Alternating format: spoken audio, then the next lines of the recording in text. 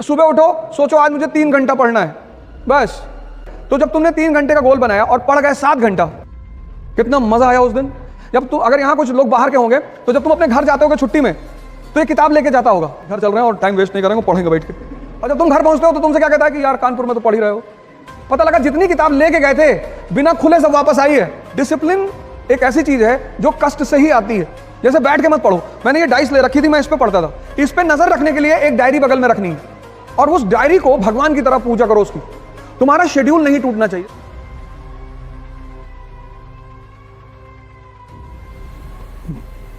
जय हिंद फ्रेंड्स।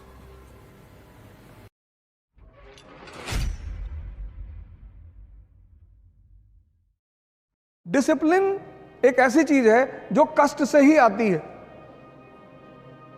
जैसे बैठ के मत पढ़ो, मैंने ये डाइस ले रखी थी, मैं इस पे पढ़ता था। कम से कम 3 से 4 घंटे, 12 घंटे मत करना, वरना स्पाइनल प्रॉब्लम हो जाएगी।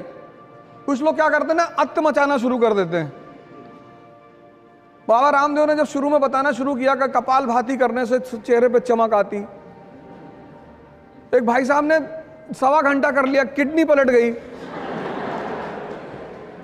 वो 2 महीने आईसीयू में रहे। किसी भी काम की शुरुआत धीरे धीरे करो। डिसिप्लिन कष्ट से आएगा। अपने आप को कष्ट दो और अपने ऊपर नजर रखो। एक शेड्यूल बनाओ और शेड्यूल छोटा बनाओ।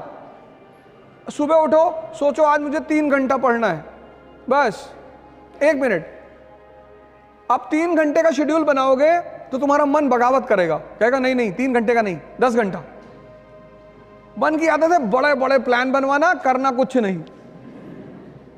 तुम अगर उसके नेचर को देखो, वो प्लान बनाने में कंजूसी कभी नहीं करता। यही तो उसका खेल है, कहेगा पूरा दिसंबर बैठ के पढ़ना है।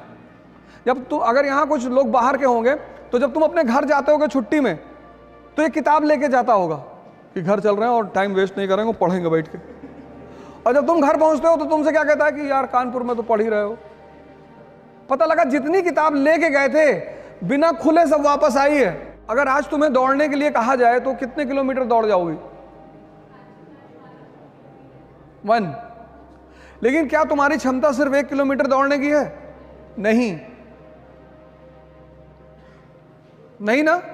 अगर आज मैं तुमसे दौड़ने के लिए कहूं तो तुम सिर्फ 1 किलोमीटर दौड़ पाओगी, ऐसा तुम कह रही हो। लेकिन तुम्हारी क्षमता 50 किलोमीटर तक दौड़ने की है मिनिमम। बाकी तुम अब भद्रकाली का रूप ले लो और 100 किलोमीटर दौड़ जाओ। तो अब क्या करना है तुम्हें? अब सुनो क्या करना है। आज तुम 1 किलोमीटर दौड़ी, 10 दिन 1 किलोमीटर ही दौड़ो। 11वें दिन तुम उसे 2 कर दो। स्टेमिना डेवलप हुआ। ऐसे जीवन में भी करना है।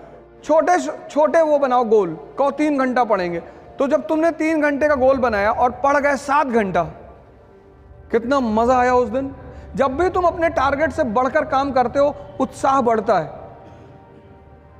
और जब भी तुम अपने टारगेट से कम काम करते हो, उत्साह घटता है।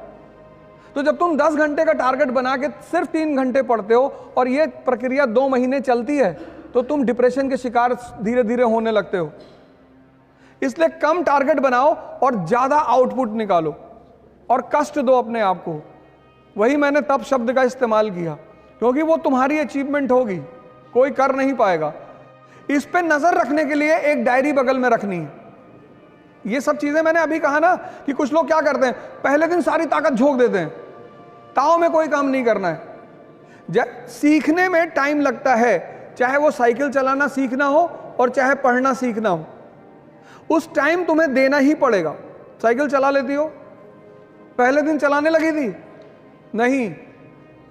जब तुम सीख जाओगी, अब तुम सीख गई तो हाथ छोड़ के भी साइकिल चला रही हो। एक डायरी अपने पास रखो, उसमें अपना नाम लिख के अपना डेवलपमेंट ग्राफ बनाओ और उस डायरी को भगवान की तरह पूजा करो उसकी।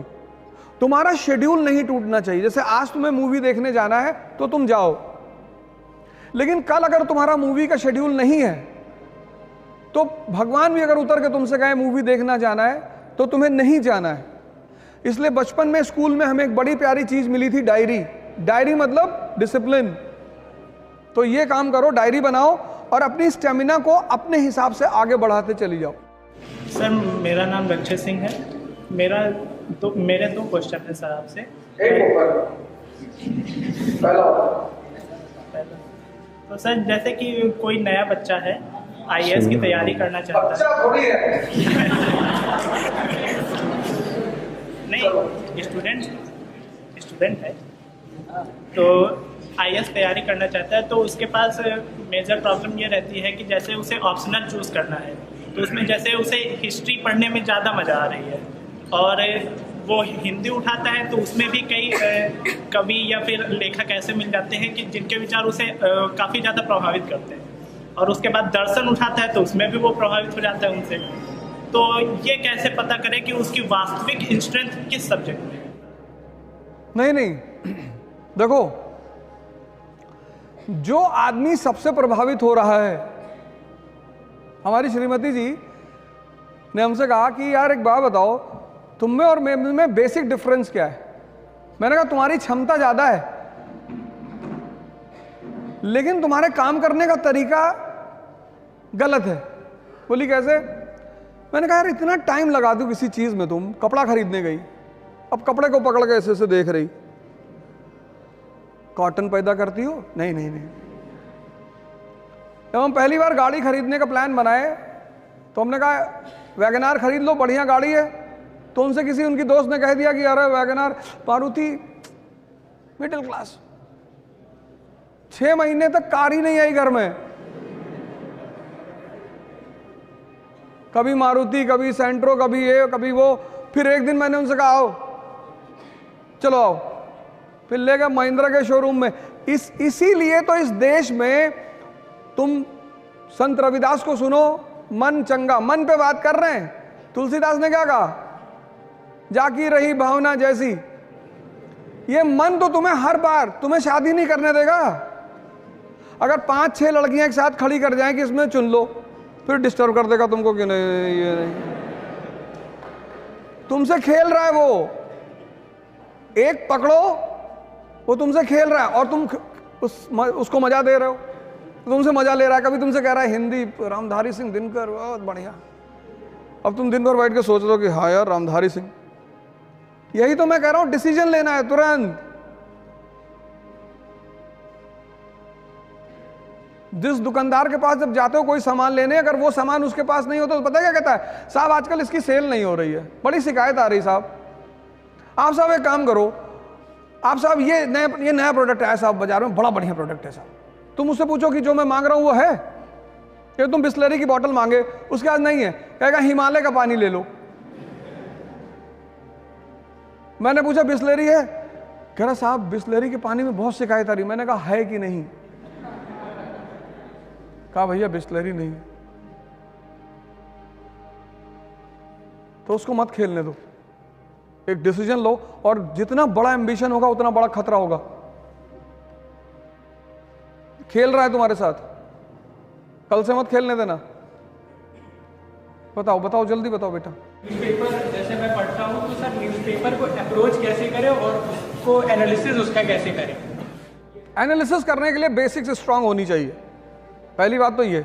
उसके लिए तुम्हें एनसीईआरटीयां पढ़नी पड़ेंगी। अप्रोच करना ये होता है कि जैसे न्यूज़पेपर क्या है, मैंने भी एक वर्ड यूज किया, दर्पण। तो अब कन्या विद्याधन योजना सरकार लेकर आई है, तो उस पर तुम लिखो क्यों। फिर विपक्ष क्या करेगा? विपक्ष उस विद्याधन योजना पर अपने मत रखेगा कि इसमें ये कमी है, इसमें ये कमी है। तो तुम्हें क्या करना होगा? एक तरफ सरकार का पक्ष निकालना होगा और दूसरी तरफ विपक्ष का, और दोनों को जोड़ लेना होगा। बस पिक्चर तुम्हारे सामने होगी। जय हिंद फ्रेंड्स, इकरा इंटरव्यू गाइडेंस का प्रोग्राम करने जा रही है। अब इस गाइडेंस प्रोग्राम में तो पर्सनालिटी को लेकर आपकी मुलाकात हमसे होगी। मॉक इंटरव्यूज में आपको सीनियर ऑफिसर्स मिलेंगे, रिटायर्ड ऑफिसर्स मिलेंगे, सीनियर फैकल्टीज मिलेगी, और इंटरेक्शन में आपको मिलेंगे सर्विंग ऑफिसर्स। पुणे में इसकी पहली डेट है 28 दिसंबर 2022। मैं आपको पुणे में मिलूंगा 28 दिसंबर को। दिल्ली में 22 and 29 January, JP Siddharth hotel Delhi. फिर दूसरा सेशन होगा 12 एंड 19 फरवरी 2023, जेपी सिद्धार्थ, वो पूसा रोड पे होटल है जेपी सिद्धार्थ। इसके लिए आपको एक छोटी सी फॉर्मल प्रक्रिया करनी पड़ेगी। जो भी लोग पुणे में मिलना चाहते हैं, दिल्ली में मिलना चाहते हैं, वो सारे लोग ऑनलाइन रजिस्टर करा लें और ये पूरा प्रोग्राम फ्री है। लेकिन आपको प्रोग्राम में आने से पहले रजिस्ट्रेशन कराना पड़ेगा इकरा की ऑफिशियल वेबसाइट पे। एक बार फिर से आपको congratulations, best of luck, thank you, जय हिंद।